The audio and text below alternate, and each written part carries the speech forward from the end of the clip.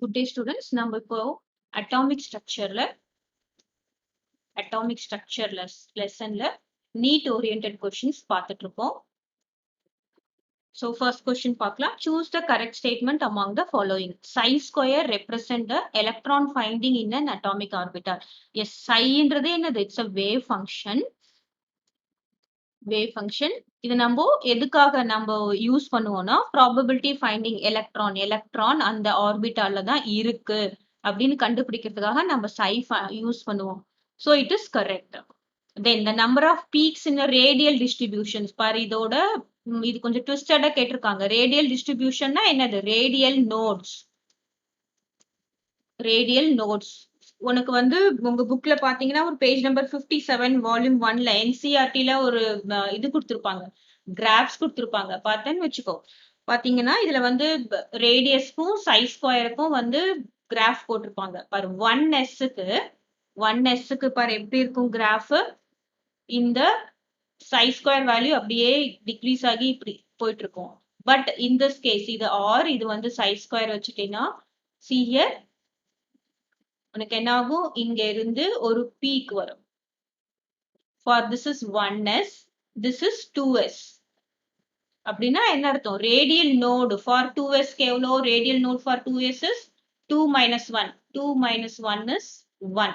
So number of peak என்ன வரும்? ஒரே ஒரு பீக் தான் வரும் 2s ஆர்பிட்டாலுக்கு. 1s க்கு என்னது? 1 1 minus 1 வந்து என்ன வரும்? 0 வரும். So there is no peak. இதை நீ கம்பேர் பண்ணி தெரிஞ்சுக்கணும். இப்போ இங்க வந்து 2 பீக் வந்ததுன்னா அது என்ன ஆர்பிட்டால்? இது நிறைய தடவை நீட்ல ட்விஸ்டடா கேட்பாங்க. இப்போ 3s க்கு எப்படி வரும்? இப்படி வந்து 2 பீக் வரும். சோ 2 பீக் வந்ததுன்னா இது என்ன orbital? 3s orbital. We know that n minus 1 is to find the radial nodes. So number of peaks in radial distribution வந்து என்னது? n minus l. அதாவது ஒரே ஒரு இந்த இடத்துல ஒரு பீக் தான் வரும். 2s க்கு ஒரு பீக் தான் வரும். Next, the node is a point in space around the nucleus where the wave function psi has 0 value. Yes, what is node? Node is probability of finding electron is 0. So all the statements are correct and our option is D. Clear? Next sum பார்க்கலாம்.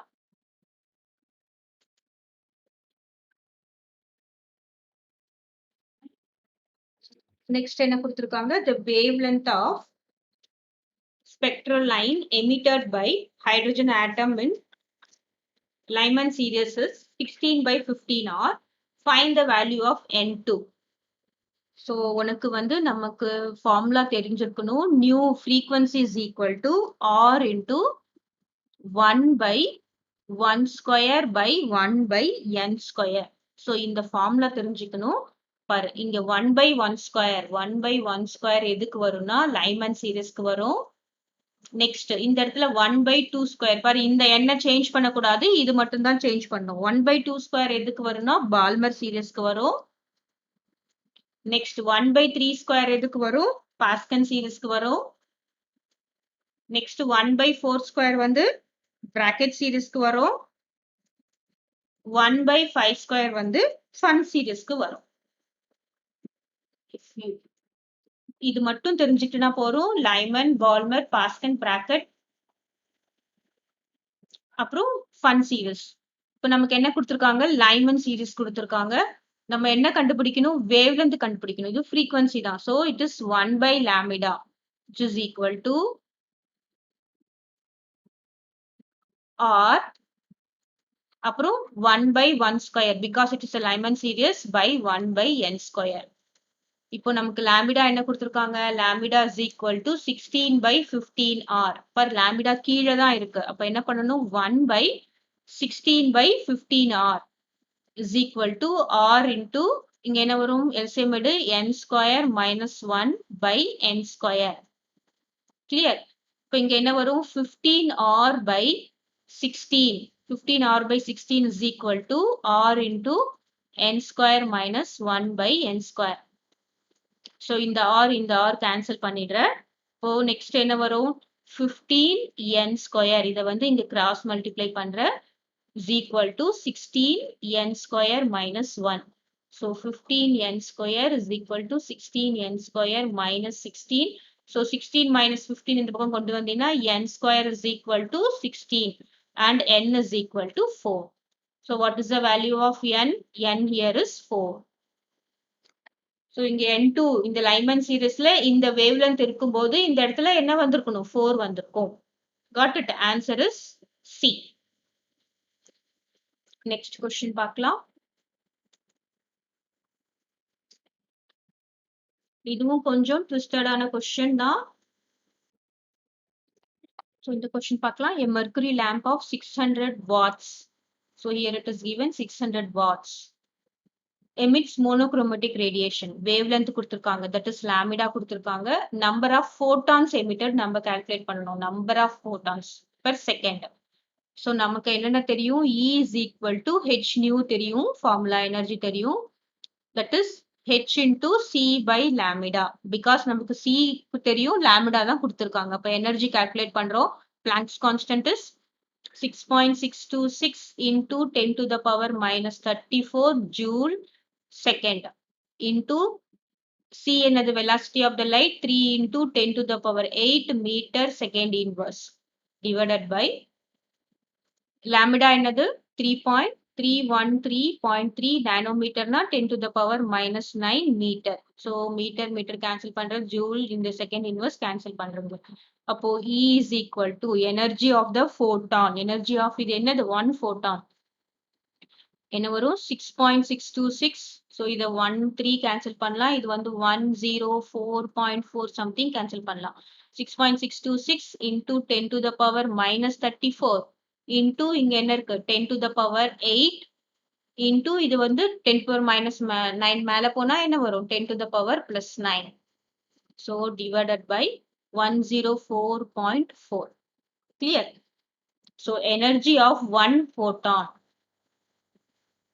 Energy of one photon is equal to, so minus 34, 8, 9 plus 8 is 17. So minus 34 minus 17. என்ன வரும் 7, 1. So it is 6.626 into 10 to the power minus 17 by, பாருங்க நான் இதை எப்படி எழுதுறேன் 1 into 10 ஸ்கொயர்னு எழுதுறேன். So 1 into 10 square எழுதினா நமக்கு ஈஸியா இருக்கும். அப்ப நம்ம அப்படியே கேன்சல் பண்ணலாம். which is equal to 6.626 into இந்த 10 square மேல போனா என்ன வரும் 10 power minus 2 வரும். இப்போ 10 power minus 90. இப்போ எனர்ஜி ஆஃப் ஒன் ஃபோட்டான் நம்ம இதை கால்குலேட் பண்ணிருக்கோம். நெக்ஸ்ட் என்ன பண்ணணும் இங்க என்ன கேட்டிருக்காங்க per second.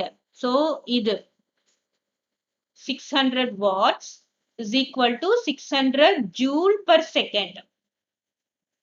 அதுதான் நம்ம கால்குலேட் பண்ண போறோம் photon energy released per second, which is equal to 600 divided by this much 6.626 into 10 to the power minus 19.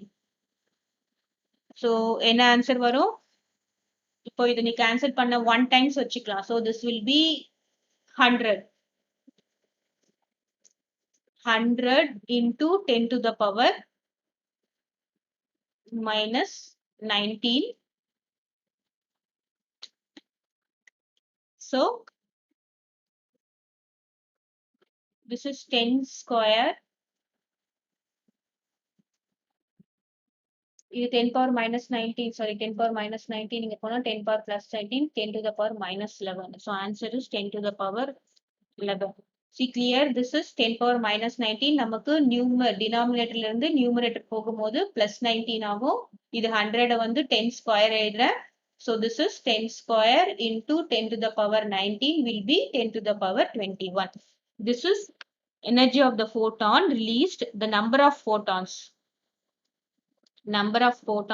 released per second. So நமக்கு given energy வச்சு நம்ம divide பண்ணினோம்னா நமக்கு per secondல எவ்வளவு photon release ஆயிருக்கு அப்படின்னு நமக்கு தெரிஞ்சிடும். Next question பார்க்கலாம். Next question is 4 different quantum numbers. Sorry.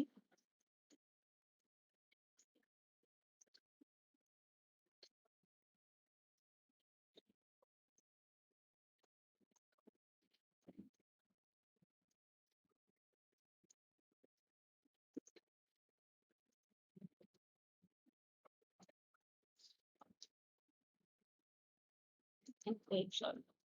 4 different sets of quantum numbers for 4 electrons are given below. First E1. E1 பாரு என்ன எழுதுறேன் 4. That is principal quantum number. N is equal to 4 கொடுத்திருக்காங்க. Next azimuthal quantum number L is equal to 0 கொடுத்திருக்காங்க. அப்ப E1 என்ன வரும் 4s வரும். Next E2 க்கு பார்க்கலாம். E2 க்கு N is equal to 3 கொடுத்திருக்காங்க. L is equal to 1 கொடுத்திருக்காங்க. அப்ப இதுக்கு என்ன வரும் 3. So இதுக்கு என்ன வரும் 3p வரும். நமக்கு தெரியும் L is equal to 0 னா S, 1 னா P, 2 னா D, 3 னா என்னது F. Next E3. This is E2. Next E3 க்கு பாரு N is equal to 3 கொடுத்திருக்காங்க. L is equal to 2 கொடுத்திருக்காங்க. அப்போ E3 வந்து என்னது 3D. E4 என்னது N is equal to 3 கொடுத்திருக்காங்க. L is equal to 0 கொடுத்திருக்காங்க. அப்போ E4 வந்து என்னது 3s. So you have this set of quantum numbers. இப்போ order of energy எந்த எனர்ஜில இருக்கும்? This is based on Hofbauer principle. Hofbauer principle ல வந்து எப்படி order of energy இருக்கும்? 2s, 3s, 3p, 3d. So நமக்கு 4s. இது மட்டும் போரும். So எப்படி எனர்ஜி எழுதுவ? That is 1s. அப்புறமா என்ன எழுதணும் 2s. 2s க்கு அப்புறம் என்ன எழுதணும் 2p. அப்புறம் தான் 3s. அப்புறம் 3p. அப்புறம் 4s. பாரு இந்த நடுவுல ஒரு லைன் போறது கண்டிப்பா போடணும். இப்ப நமக்கு என்னென்ன ஆர்பிட்டால்ஸ் இருக்கு அப்படின்றது மட்டும் பார்க்கலாம். 4s. So 4s பாரு 4s. அப்புறம் தான் வந்து 3d.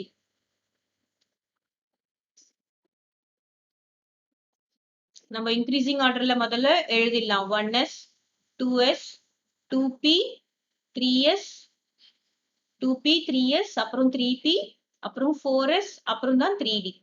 ஸோ இதுல இருக்கிறதுக்கே வந்து ஹையஸ்ட் எனர்ஜி எதுக்கு 3d இருக்கு நமக்கு. ஸோ 3d தான் ஹையஸ்ட் எனர்ஜி.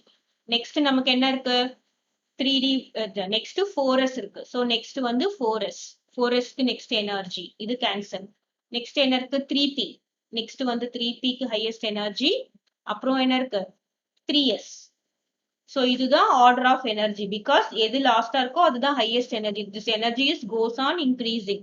3d எதுக்கு மேட்ச் ஆகுது E3க்கு மேட்ச் ஆகுது which is as highest energy. 4s எதுக்கு மேட்ச் ஆகுது E1க்கு மேட்ச் ஆகுது.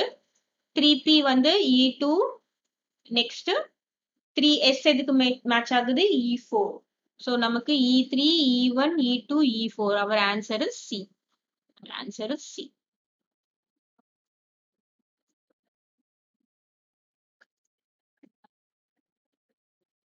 Next, a particle particle A moving with certain velocity has a de Broglie wavelength 1 angstrom. அப்புறம் particle B. So இந்த மாதிரி particle A and particle B கொடுத்திருந்தாங்களே நீ ratio வச்சு போட்டீங்கன்னா தான் உனக்கு ஈஸியா இருக்கும். So making ratio will be easy for you. De Broglie wavelength என்னது lambda is equal to h by mv. Right? இப்போ lambda wavelength of A is equal to h Planck's constant எந்த சேஞ்சும் இல்ல. மாஸ் சேஞ்ச் ஆகுது, வெலாசிட்டியும் change ஆகுது. அதே மாதிரி lambda B is equal to என்ன hல எந்த சேஞ்சும் இல்ல, மாஸ் சேஞ்ச் ஆகுது, வெலாசிட்டி சேஞ்ச் ஆகுது. இப்போ நமக்கு என்ன क्वेश्चन கொடுத்திருக்காங்க for a particle B.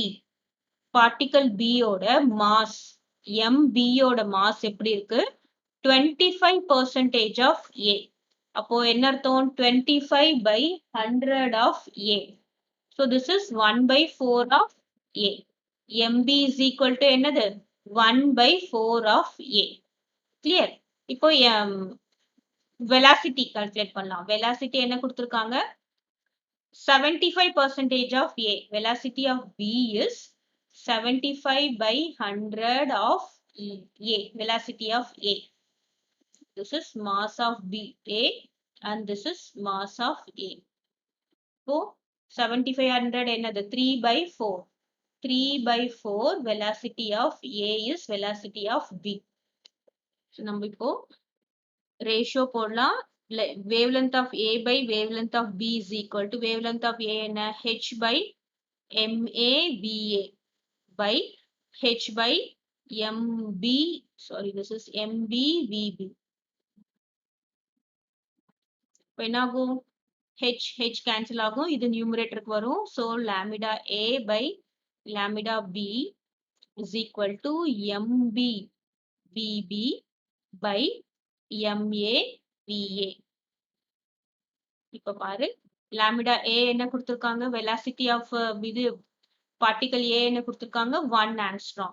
1 angstrom by இது வந்து என்னது lambda B is equal to MB என்னது 1 by 4 of MA. VB என்னது 3 by 4 of VA divided by this MA VA. So MA cancel, VA cancel. இப்போ 1 angstrom by lambda B, that is wavelength of B is equal to another 3 by 16. இப்போ lambda B is equal to இது இங்க போனா என்ன வரும் 16 by 3 angstrom. 16 by 3 என்ன value வரும், cancel பண்ணினா 3, sorry 5 3s are 15, 5 point remainder 1 வரும், 3 3s are 9, 3 3s are 9, so 5.33 angstrom. Our answer is B. So இந்த மாதிரி ரெண்டு லாமிடாஸ் எது ரெண்டு கொடுத்திருந்தாங்களோ உனக்கு ரேஷியோ போட்டினா ஈஸியா கேன்சல் பண்ணிட்டு போயிட்டே இருக்கலாம்.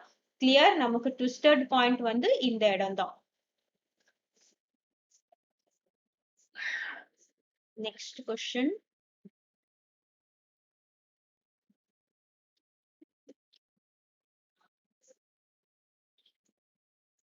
So இங்க என்ன கொடுத்திருக்காங்க, the frequency of radiation emitted when electron falls from n is equal to 4 to n is equal to 1 in a hydrogen atom will be. So நமக்கு ionization of hydrogen கொடுத்திருக்காங்க. Next this one. So ionization energy of hydrogen, ionization energy, that is En. Ionization energy of hydrogen நமக்கு joule ஆட்டம் இன்வர்ஸ்ல வந்து this value வரும். அதுவே வந்து mole இன்வர்ஸ்ல kilo joule mole இன்வர்ஸ்ல என்ன value நம்ம போடுவோம், 1312 by n square z square. But நமக்கு joule per ஆட்டம்ல நம்ம இந்த வேல்யூ தான் போடுவோம். இதுவே நமக்கு மோல்னா நம்ம அந்த வேல்யூ சப்ஸ்டிட்யூட் பண்ணிக்கலாம். So En என்ன கொடுத்திருக்காங்க 2.18 into 10 to the power minus 18 z square by n square. per z square வந்து ஹைட்ரஜன் ஆட்டம், this is அப்படின்றதுனால this will be 1. அப்போ En is equal to என்னது 2.18 into 10 to the power minus 18 by n square. இப்போ n நமக்கு என்ன கொடுத்திருக்காங்க, n வந்து 4 to 1. This is minus. So n is equal to 4 to n is equal to 1. அப்போ delta E is equal to என்னது E4 minus E1. E4 minus E1 என்ன வரும், which is equal to E4 minus E1 is equal to E4 ஓட value என்னது minus 2.18 into 10 to the power minus 18 எடுத்துக்கலாம். This is 1 by 4 square minus 1 by 1 square. So E4 க்கு இங்க 4 போட்டுக்கணும், E1 க்கு இங்க 1 போட்டுக்கணும், which is equal to minus 2.18 into 10 to the power minus 18. இது என்ன வேல்யூ வரும் 1 minus 16 by 16 வரும். So minus 2.18 into 10 power minus 18 minus 15 by 16. So minus into minus என்ன ஆயிடும் plus ஆயிடும். So 2.18 into 10 power minus 18 into 15 by 16. So இது வந்து என்னது டெல்டா ஈயோட வேல்யூ தான். நமக்கு என்ன கால்குலேட் பண்ண சொல்லியிருக்காங்க, frequency கால்குலேட் பண்ண சொல்லியிருக்காங்க. So we know that E is equal to h nu. So நம்ம frequency nu is equal to என்ன வரும் E by h. So nu is equal to நம்ம E value என்ன கால்குலேட் பண்ணிருக்கோம் 2.18 into 10 to the power minus 18 into 15 by 16. அப்புறம் h ஓட value என்னது H ஓட value is 6.625 into 10 to the power minus 34. இப்போ கேன்சல் பண்ணலாம். New is equal to, so இது வந்து 1 டைம்ஸ் போட்டேன்னா இது வந்து ஒரு 3 டைம்ஸ் போகும். இது ஒரு 3, இது 5 கேன்சல் பண்ணலாம். இப்போ என்ன வரும்? 10 பவர் மைனஸ் 18 இங்க இருக்கு. இன்டூ இது மேல போனா என்ன வரும்? 10 to the power பிளஸ் 34 வரும். இது என்ன வரும்? 5/16. So nu is equal to 34 minus 18 என்ன வரும்? 5/16 into 10 to the power 16 வரும். Next 5/16 போடு 0.0. 3 16s are 48. So this will be 0.3. இந்த 2 வரும். திரும்ப 0 போட்டினா 1. 31 into 10 to the power 16 வரும். So this will be equal to 3.1 into 10 to the power 15. So 3.1 into 10 to the power 17, this is close to this value. E is equal to, पर இதுல units எப்படி cancel ஆகுது? E ஓட unit வந்து joule, atom cancel ஆயிடும். Second மட்டும் Planck's-ல இருக்கும். Second inverse. So answer is C.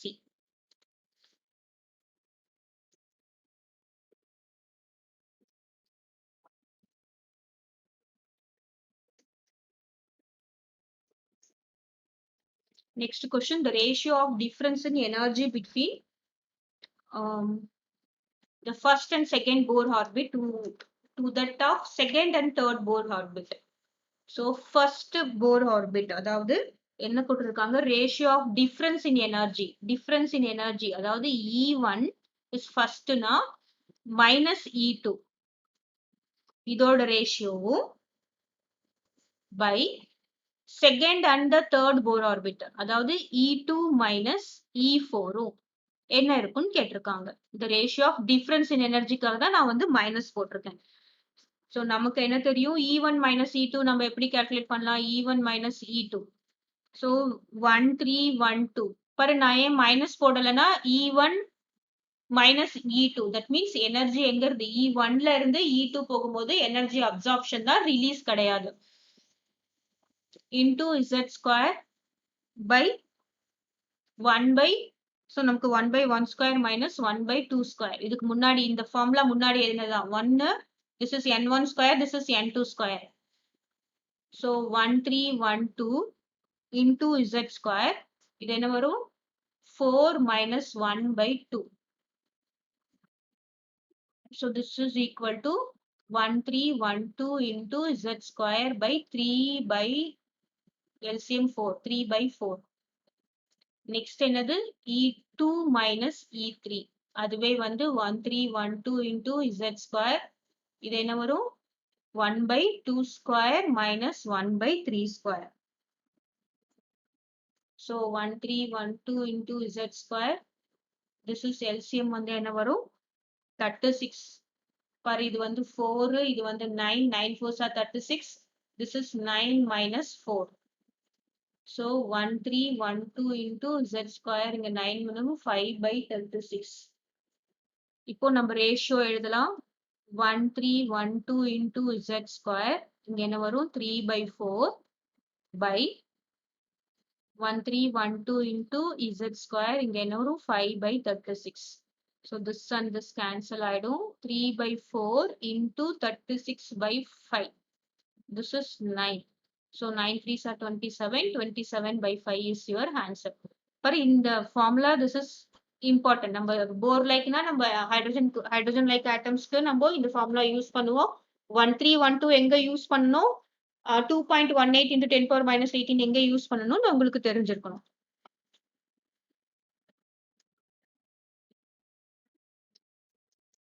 Next question. The set of quantum numbers for 19th electrons of chromium. So chromium வந்து exceptional case.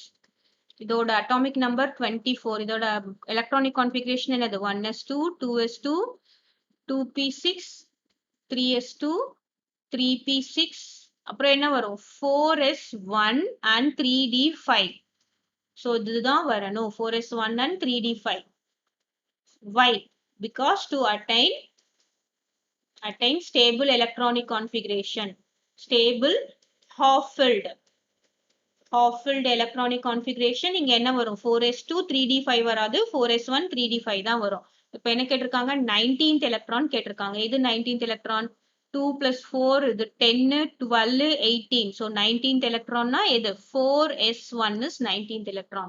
இதோட principal quantum number என்னது 4. எது முன்னாடி இருக்கோ அதுதான் principal quantum number. azimuthal quantum number என்னது L is equal to 0. so பாத்தீங்கன்னா L is equal to 0 na S, 1 na P, 2 na D, 3 na F. 4, 0. Next 4s1. L is equal to 0 na என்ன வரும் M is equal to 0 தான் வரும். so 4, 0, 0 நம்மளுடைய value வந்து A. Answer is A. Then spin quantum number ஒரே ஒரு electron இருக்கிறதுனால plus of. So thank you for watching my video. இந்த மாதிரி நிறைய videos போட்டுட்டே இருக்கேன். பாருங்க, support பண்ணுங்க.